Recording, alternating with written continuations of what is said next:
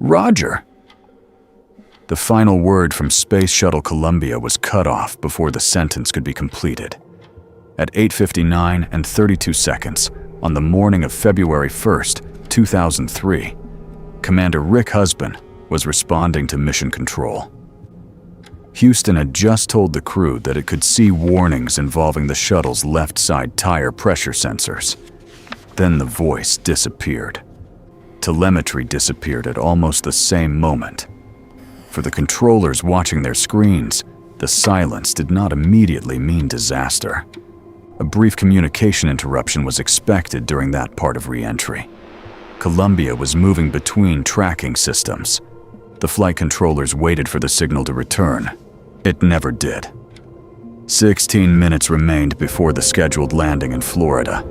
The crew had already completed the mission. For more than 2 weeks, Columbia had circled Earth, while 7 astronauts conducted scientific research in a laboratory carried inside the shuttle's payload bay. They had performed experiments around the clock. They had packed equipment. They had prepared the spacecraft for re-entry. They were coming home. But the event that would prevent that landing had begun 82 seconds after launch. Columbia lifted off from Kennedy Space Center on January 16, 2003. The mission was designated STS-107. It was Columbia's 28th flight and the 113th mission of the Space Shuttle program. The crew consisted of Commander Rick Husband, Pilot William McCool, Payload Commander Michael Anderson, and mission specialists David Brown, Kalpana Chawla, Laurel Clark, and Elon Ramon. The mission did not travel to the International Space Station. Instead, Columbia carried a research module filled with experiments involving biology, medicine, materials, combustion, technology, and the environment. The crew worked in 2 shifts, so the research could continue 24 hours a day. From inside the orbiter, the mission appeared successful. But during launch, a piece of insulating foam separated from the shuttle's external fuel tank. At approximately 81.9 seconds after liftoff, it struck the underside of Columbia's left wing. The object was lightweight compared with metal or ice. But Columbia was accelerating rapidly. The impact occurred at high relative speed. It opened a breach in the reinforced carbon-carbon panels protecting the wing's leading edge. No warning appeared inside the cockpit. The shuttle continued upward. Its engines shut down normally. The external tank separated. Columbia entered orbit. The crew began its scientific mission without knowing that one part of the spacecraft's heat shield had been damaged. Launch cameras had recorded the foam strike. Engineers began studying the available images. The pictures were not clear enough to show the exact condition of the wing. Some specialists wanted higher resolution photographs of Columbia in orbit.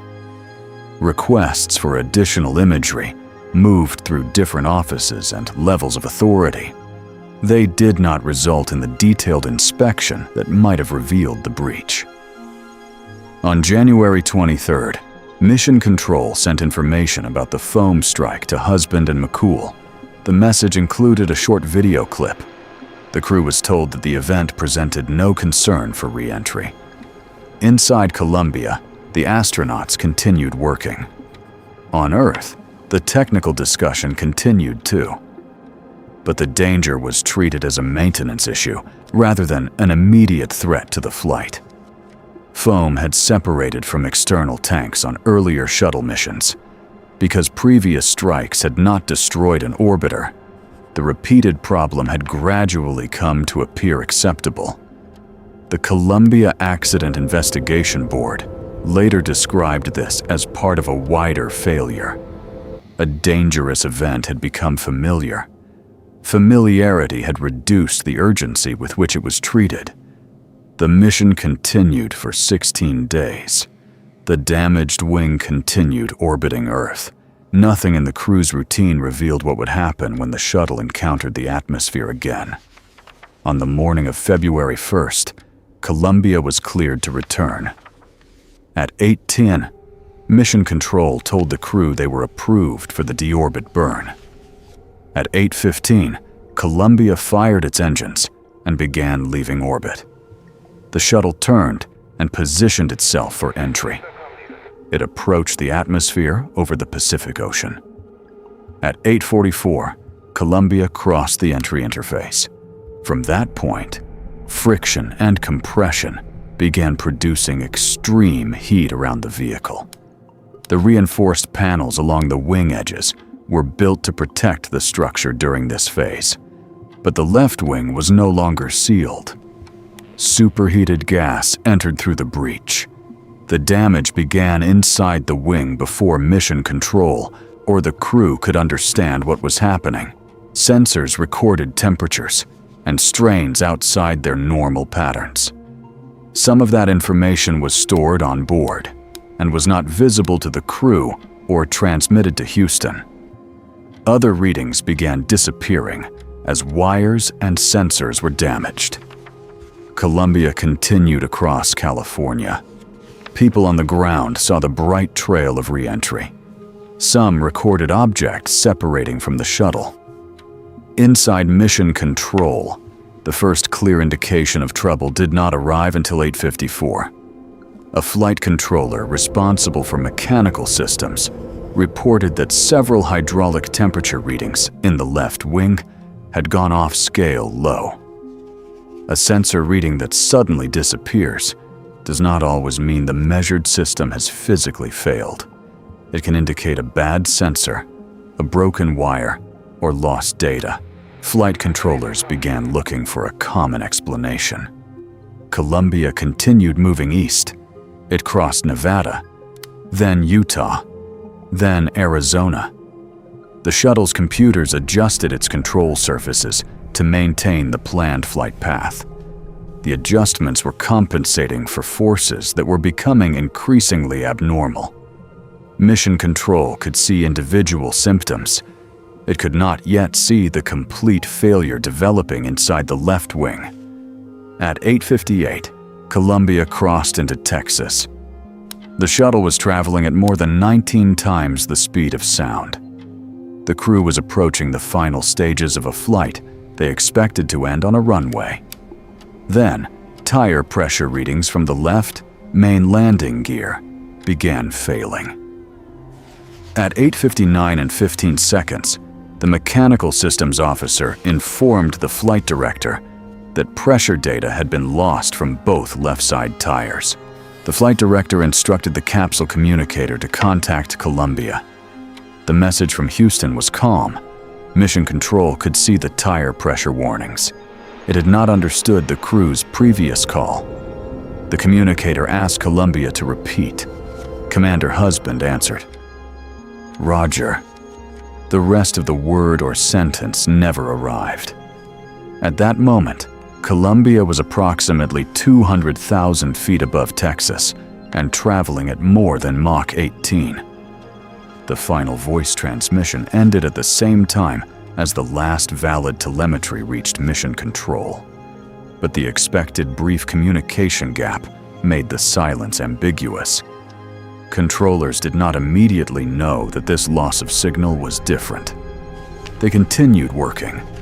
They discussed whether the failed readings could share a common instrumentation problem. They called Columbia again. No answer. Columbia, Houston, UHF, ComCheck. Nothing. The flight director asked whether tracking systems had acquired the shuttle. They had not. The landing countdown continued toward zero. At Kennedy Space Center, cameras waited for Columbia to appear. Families waited near the runway. The scheduled landing time arrived. The spacecraft did not. Only then did the absence become undeniable. Columbia had broken apart during re-entry over Texas. All 7 crew members were lost. The accident investigation became one of the largest in NASA's history.